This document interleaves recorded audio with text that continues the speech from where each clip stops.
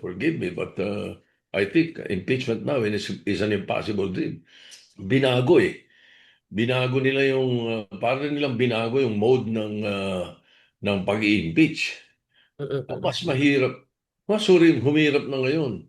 Eh dati nga madali, sapagkat yan talaga nilagay sa konstitusyon yan ng mga gumawa ng konstitusyon, lalo na yung option 3 na tinatawag nilang option 2, na one-third signatures lang, forward na kagad. Hindi ba dati nga, prayer lang, finorward na eh. Di ba? Sapagkat mayroon ng one-third na nakapirme. Because, kaya nilagay yan para sa isang opisyal, impeachable officer, na hindi ginagawa ang trabaho niya o merong maling ginagawa sa trabaho niya o nakakaperwisyo sa bansa, nakakaperwisyo sa ginagawa niya para sa tao, ay pwedeng madaling alisin. mm, Hindi pwede magtagal. Kaya nilagay yun dun eh.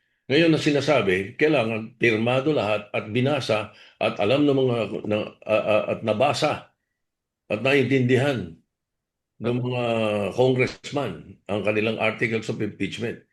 Um, ah, Alam naman natin na pagka ganun, isa lang ang magsabi na hindi, ayokong basahin eh. mm, Wala akong panahon bumasa. Ay, hindi ako pumapasok eh.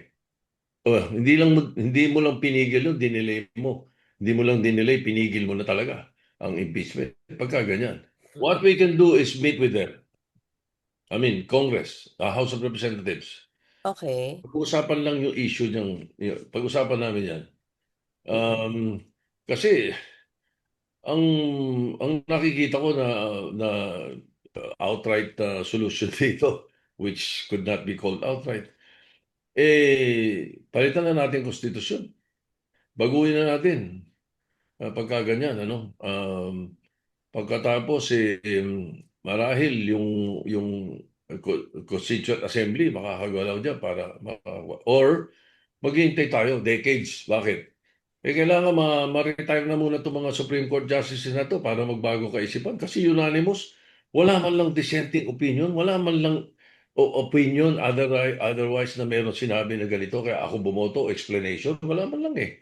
So nakakapagtaka eh. Baka nga it will take years, mga retirement, bago tayo sana makakilos at mailagay natin uli sa lugar sa konstitusyon na. Eh kung hindi nila ayoko ng CONCON, ayoko ng Constituent Assembly, pero pagka ganyan ang usapan, payag na ako.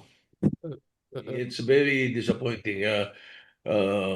I have read some of the comments of the legal luminaries. Talagang, wow, ibang klase ito. mm, mm, Talagang in other words, ako, bottom line, ayaw na nila may impeachment sa Pilipinas. Ganun ang itsura nitong decision na ginawa ng Supreme Court.